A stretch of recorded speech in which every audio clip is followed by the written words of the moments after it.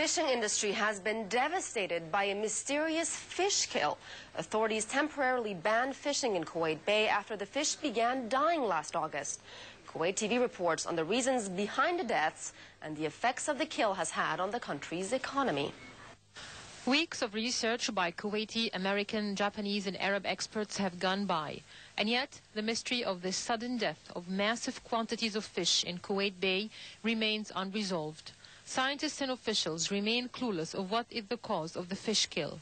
Hundreds of volunteers are daily assisting in the cleanup operation of Kuwaiti beaches, led by Sheikh Amthal Al-Sabah, head of Kuwait's Volunteer Society.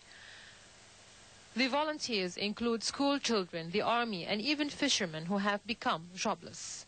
The tragedy has affected everyone. The government has banned fishing, and the fish market, a usually busy and crowded center, was shut down, with a daily loss of around $1.5 million. As the tragedy unfolded around mid-August, rumors filled the country.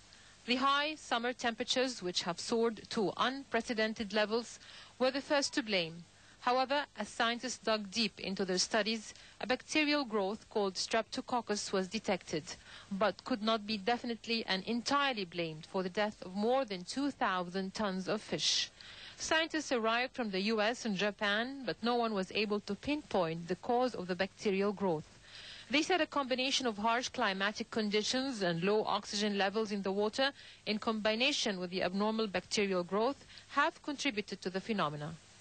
We've also seen patches of red water, and this is algae beginning to bloom.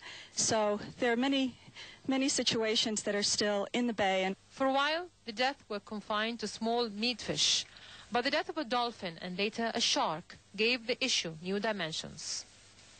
For Kuwait, the sea means life. It is the main foundation of its culture and way of life. Kuwaitis sadly watch the sea as it continues to keep the secret of the dead fish deep inside.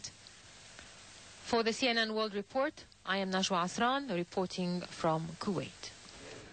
Another Middle Eastern country is taking strict measures to prevent such accidents. The United Nations says the Sultanate of Oman already has one of the world's best records in environmental conservation and pollution control.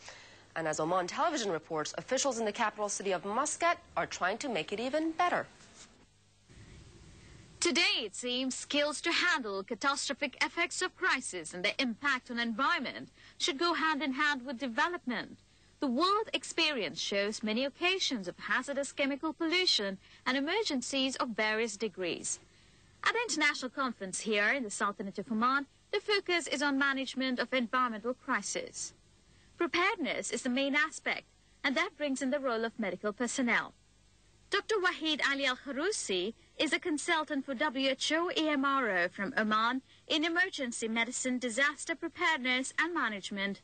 This is not a one ministry, it's a multi-sectorial approach, and no one body or no one system can work independently.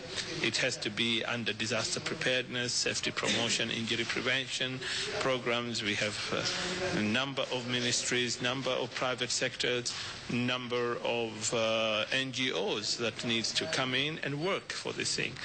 You know very well that, for example, God forbid, if there is a disaster, everything will be under the control of this body.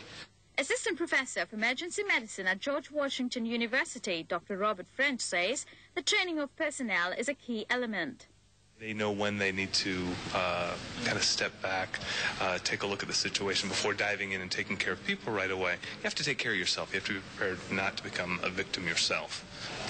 Oil pollution continues to be the issue for Oman, with its coastal line going up to 3,165 kilometers, making it even more vulnerable. Sulaiman bin Mohammed Al Busaidi, the Superintendent General for Pollution Control, says it still needs to be tackled. For example, if we had a tanker collision and an oil spill, and if it was just beyond Muscat, it means that the whole of the Muscat area will be affected, which is part of the desalination plant, which produces 96% of the water in the capital. Lakshmi Karthanath, CNN World Report, Sultanate of Oman.